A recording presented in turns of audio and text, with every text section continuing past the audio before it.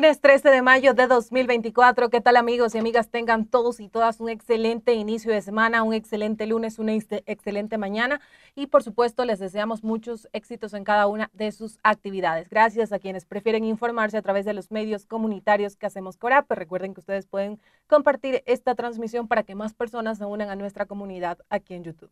En estos momentos vamos a desarrollar la entrevista del día y para eso saludamos a nuestro invitado Jean Paul Pinto, experto en seguridad. Señor Pinto, qué gusto tenerlo en este espacio y buen día, bienvenido. Elba, buenos días, qué gusto estar aquí. Un saludo a la audiencia del programa.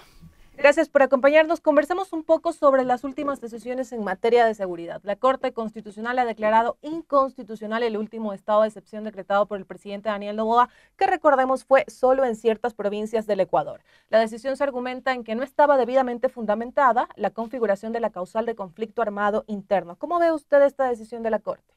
Mira que bueno, es un poco extraño porque ya en la consulta decidimos que Fuerzas Armadas podría entrar a operar con la policía de forma legal y en cualquier momento, ¿no?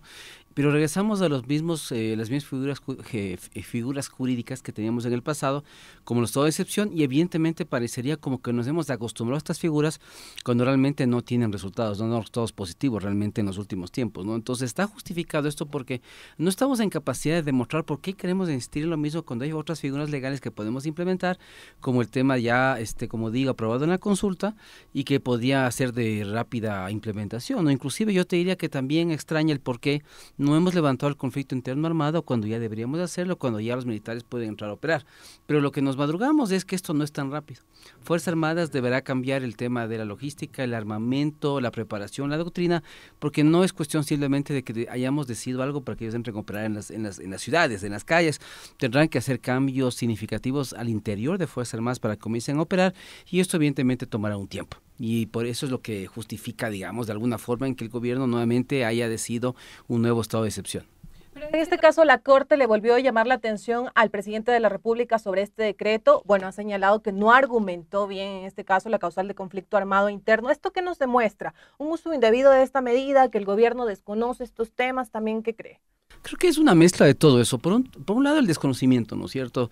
Como no tenemos nuevas ideas, nuevas alternativas, nuevas opciones de combate al crimen organizado, recurrimos a la clásica figura del estado de excepción y por eso intentamos ponerla en vigencia, pero realmente no hay otras causales por fuera de las que tenemos que ameriten justamente un nuevo estado de excepción. Realmente lo que deberíamos hacer es lo que siempre debimos hacer, mientras Fuerzas Armadas estaba ocupada en las cárceles, etcétera, debíamos haber fortalecido a la policía, haber hecho un plan de estructura del SNAI, pero realmente yo te diría que lo que estamos intentando es más de lo mismo, sin nuevas ideas, sin innovación en temas de seguridad y evidentemente por eso estamos en la situación que estamos actualmente, ¿no? Y frente a esta decisión de la Corte de decretar inconstitucional este estado de excepción último que emitió el presidente Daniel Noboa, ¿cuál debería ser también esta respuesta del gobierno, del Ministerio del Interior, de las autoridades competentes en materia de seguridad? Mira, lo que estamos viendo es que realmente no hay, la militarización de la seguridad no fue la solución. Nos intentaron vender eso, nos dijeron, una vez que militaricemos la seguridad, esto va a funcionar y va a mejorar de forma significativa.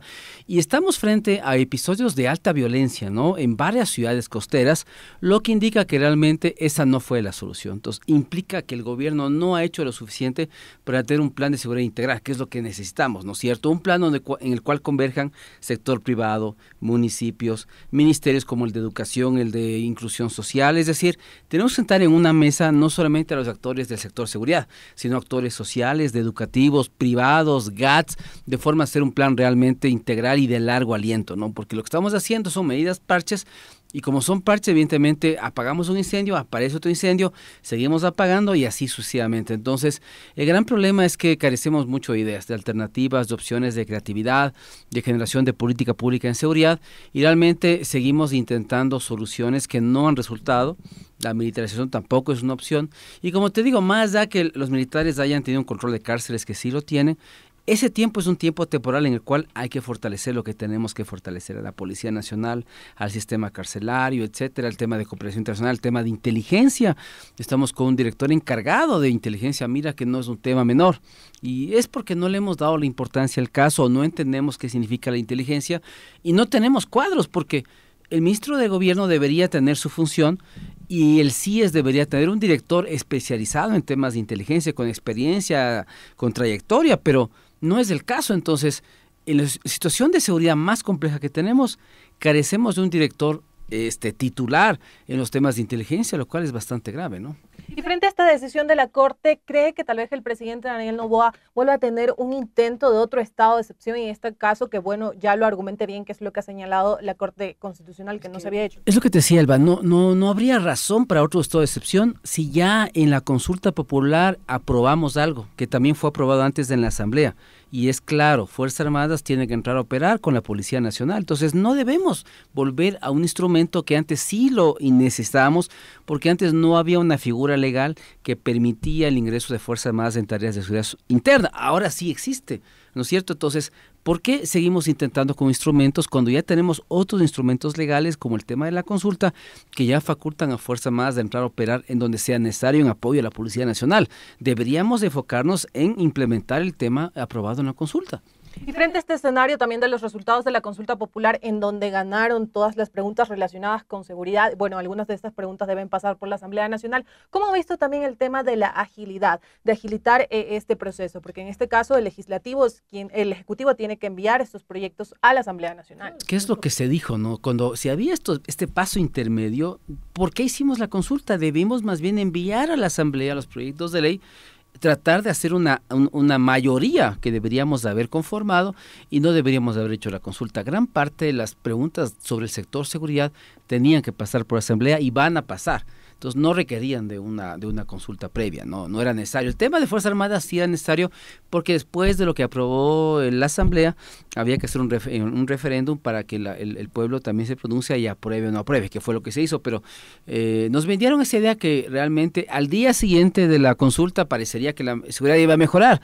Pero realmente no es así, va a tomar un tiempo hasta que llegue a la Asamblea, se apruebe. La Asamblea también fue clara, dijo, nosotros somos los legisladores en el país y no vamos a decir que no, pero vamos a cambiar, vamos a modificar. Si ellos no han dicho que van a aprobar el texto tal cual se mandó en la consulta, ellos han dicho que van a hacer los cambios que ellos crean pertinentes, entonces es mucho más grave de lo que pensamos. Pero como te digo, desde mi punto de vista, esa consulta fue innecesaria, no era de inmediata aplicación, inclusive en la pregunta de Fuerzas Armadas implica un tiempo de preparación, respuesta, doctrina, entrenamiento que Fuerzas Armadas tendrá que cumplir. Entonces no fueron temas inmediatos, entonces los resultados se verán después de un tiempo, inclusive yo diría que se verán mucho más allá de las elecciones del 2025. Y para mí no fue necesario hacer el tema de la consulta y sobre todo gastar dinero que actualmente no tenemos, ¿no? Señor Pinto, y usted hacía referencia al escenario de inseguridad que sigue vigente en el país, sobre todo en zonas costeras. Este fin de semana hubo hechos violentos en Manabí, en Tosagua. También la policía sigue hablando de operativos. El viernes hubo uno que en redes sociales algunos usuarios la bautizaron como una narcofiesta. Y estos mismos usuarios en este caso se cuestionan el que habiendo tanto operativos, detenidos, la realidad no cambia en el Ecuador. Aquí señalan que hay un doble discurso por parte del gobierno nacional que emite cifras, pero la realidad es otra. ¿Cómo cree que esto le va a afectar también a la gestión del presidente Daniel Noboa, que durante todo su discurso ha hablado del tema de combatir la inseguridad? El problema es cuando hay un presidente que está en campaña, y eso es un tema grave, porque si estás en campaña, evidentemente vas a tratar de demostrar que lo que estás haciendo es efectivo, pero cuando la realidad se contrapone a tu discurso, hay un problema, ¿no? Entonces, tuvimos un tiempo de tranquilidad que fue muy aparente porque lo que parece que ocurrió es que los grupos criminales decidieron no confrontar directamente al Estado. No vieron que era un buen negocio, además seguramente sus socios en México dijeron que lo que importaba no era el combate, sino el negocio, y se dedicaron realmente a que el negocio funcione. El negocio nunca ha parado, la droga sigue llegando a sus demandantes en los mercados internacionales, las cosas fluyen. Lo que pasa es que seguramente como el narcotráfico es de tan alta rentabilidad, evidentemente siguen habiendo las luchas de territorios, las luchas entre grupos, etcétera. Y mira que hay una cosa que me llamó la atención, de que la policía dice, ok, es un tema entre bandas. Entonces, lo que decía un poco el ex ministro del Interior, hay que esperar un poco a que se maten todos, pero el problema es que si son 15 o 20 mil, hay otras cifras más grandes, pensamos que si esos 20 mil se matan se acaba todo, pero es mentira porque una vez que un grupo criminal pierde a 5 o 7 de sus miembros, son reemplazados inmediatamente por otros 7. ¿Quiénes son esos 7? Jóvenes que no tienen futuro, que no tienen colegio, que no van a la escuela, que no tienen opciones de trabajo. Entonces es muy fácil reclutar. Entonces lo que tenemos que tener es que un círculo vicioso que no termina. Porque sería fácil decir, bueno, como es una guerra entre carteles, se van a matar todos y volveremos a hacer una isla de paz. pero el reclutamiento va a ser permanente. Esos miembros, esos chicos, como no tienen opciones de becas de estudio, de trabajo, de emprendimiento, etcétera, son presa fácil de la criminalidad, no conocen nada más, no tienen familia tampoco, esos grupos son su familia. Entonces hay que entender que mientras no combatamos los temas estructurales de la inseguridad, esto no va a terminar por más que metamos militares, policías, que vengan aquí los israelitas, que vengan aquí los colombianos, los mexicanos, esto no va a parar. Entonces, lastimosamente lo que hemos visto es que el negocio sigue, los grupos criminales siguen captando más territorio, pueden hacer las fiestas que quieran porque esto fue un lugar público, ¿no es cierto? Inclusive, mira, muchos invitados, ¿no es cierto?, subían a sus estados de Instagram, es decir, eso te da muestras del nivel de impunidad que hay en el Ecuador, ¿no es cierto? La gente no es que se escondió, los celulares se pusieron a un lado, la gente podía grabar en vivo y subir a los estados porque evidentemente se sienten muy fuertes. Jamás imaginaron que iba a haber un operativo tan importante y en ese sentido hay que decirlo, o sea, ese operativo fue importante para darle un mensaje a la crimen organizado que realmente no hay impunidad, de que van a ser perseguidos, van a ser detenidos y van a ser judicializados. Pero yo te diría que lo que está pasando en el Ecuador no es distinto a lo que vivíamos hace un par de meses o en el gobierno de Lazo. Se ha reducido un poco la criminalidad, las muertes violentas, pero estamos en una situación todavía muy grave, muy compleja. Durán, más bien, en lugar de reducir sus homicidios, ha aumentado los niveles de homicidios en los últimos meses. Es decir, no estamos mejor de lo que estábamos antes, para nada. Y usted ha hablado del reclutamiento a adolescentes, a jóvenes, que es algo que solemos ver y es algo que se denuncia. También ha hablado de la captación de estas organizaciones en ciertos territorios. Tal vez con el paso del tiempo y con esto que usted ha señalado, la impunidad, estas formas de reclutar, de captar más espacios, ¿se puede ir modificando y haciendo mucho más fuerte? O sea, por un lado hay el Estado, si ha pasado esto porque el Estado está ausente en los temas de frontera, por ejemplo, hay una ausencia total del Estado. Entonces, evidentemente tenemos una gran cantidad de jóvenes que ya no van a la escuela, no van al colegio, que no tienen opciones de trabajo, que tampoco nadie les ofrece una beca de estudios, una capacitación para emprender, porque yo siempre digo, no, si hay un chico de 17 años en Esmeraldas al cual tú le planteas 4 opciones, ¿no es cierto?, una beca de estudios, un capital semilla para emprender, un primer empleo o ser sicario, yo no estoy seguro que los chicos todos van a querer ser sicarios, sino que las circunstancias no se prestan para que hagan nada más que eso, porque no hay ninguna otra opción más. Entonces mira que el Estado debe intervenir y si el Estado no puede, el sector privado.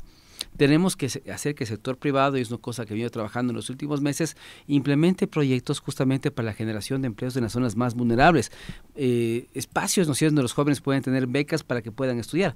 La idea es que desde el sector privado puedan armarse proyectos, programas que permitan sacar a cientos o miles de jóvenes de la criminalidad. Si el Estado no lo puede hacer, el privado lo tiene que hacer. Y hay ejemplos en México, hay ejemplos en Colombia, en otros países, donde el sector privado hace este tipo de proyectos. El Ecuador también debería entrar en este tipo de lógicas. Señor Pinto, y hablando de estas afectaciones que tienen nuestros adolescentes, nuestros jóvenes, cito unos datos de UNICEF que ha señalado que en Ecuador la tasa de homicidios de niños, niñas y adolescentes aumentó en un 640% en 4 años. Ellos citan estimaciones del Ministerio del Interior y señalan que al menos 770 homicidios niños, niñas y adolescentes fueron registradas en el país en el 2023. Estas cifras también, ¿qué nos demuestran? Estos asesinatos, esta violencia contra nuestros menores de edad se dan precisamente porque los grupos les quieren reclutar por amenazas contra sus familias, o también son una alerta en donde ellos nos dicen, a ver, nosotros podemos hacer esto, téngannos miedo. O sea, lo que hay que tener claro es que el reclutamiento en grupos criminales comienza desde muy temprano, ¿no? Comienza, inclusive hay casos de 8, 9 años, 10 años, donde los chicos ya forman parte de los grupos, son los campaneros los que pasan la información, los que hacen tareas menores y van ascendiendo, ¿no? Como este Boquita que ya fue sicario a los 13 años. Entonces, esa es la lógica a la que nos enfrentamos, ¿no es cierto? Entonces, como hay muchas familias desestructuradas, hay niños que buscan reconocimiento, ser parte de algo, los grupos criminales son sus familias, justamente el reclutamiento es muy fácil, ¿no? Y por eso es que esta tasa que tiene la UNICEF es muy clara, ¿no?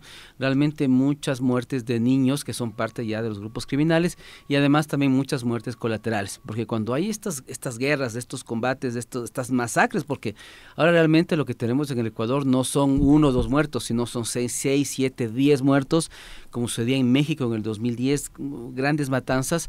Evidentemente una parte de esos muertos son niños que están ahí, que no tienen nada que ver, pero ese es el gran problema, ¿no es cierto? Cuando hay este tipo de conflictos, los niños son las primeras víctimas porque realmente una bala perdida le puede llegar a cualquier persona, ¿no? Y estas masacres también, estas formas de violencia en donde ya no vemos que asesinan a una persona, sino también a un grupo de familia y todo lo demás, ¿qué mensaje nos está dejando el gobierno ya en la parte final? Bueno, ese tipo de matanzas, como te decía, eran muy comunes en los años 2010, 2012 en México. Eran cosas, siempre llegaban a un lugar y mataban a todos los que encontraban. O sea, es un mensaje fuerte para los grupos adversarios. Es decir, yo voy a entrar y voy a matar a todos los que estén ahí. Entonces, seguramente tengo 1 o 2 que son mis blancos ahí, son gente con la que tengo yo conflictos, pero si está con 10 personas más, pues acabaré con todos, ¿no? Entonces, son mensajes muy fuertes de los grupos criminales para dejar un mensaje claro. Es decir, si tú te metes conmigo, yo voy a eliminar a todos los que estén ahí, entonces es mejor que no te metas conmigo y no pelees conmigo el territorio. Entonces, los grupos criminales siempre se diferencian por su nivel de violencia. Entonces, cada uno intenta ser más violento que el otro. Eso también le da un poder de negociación con el Estado, que el Estado lo pueda reconocer, lo pueda poner en un decreto, que es lo que ha pasado últimamente. Entonces, los grupos siempre intentarán determinar, ¿no es cierto?, y que la gente tenga claro que tienen poder, que tienen capacidad, que tienen armamento, que no tienen piedad, que no tienen sentimientos y que pueden matar a cualquier persona en cualquier lugar. Perfecto, señor Pinto, muchísimas gracias por esta entrevista, agradecemos su tiempo y esperamos tenerlo en otra próxima oportunidad. Gracias por la oportunidad, por el espacio, pues, y un saludo a toda la audiencia del programa. Amigos y amigas, y con la entrevista del día nos vamos a una pausa. Sigan en sintonía de la red de medios comunitarios que hacemos Corape.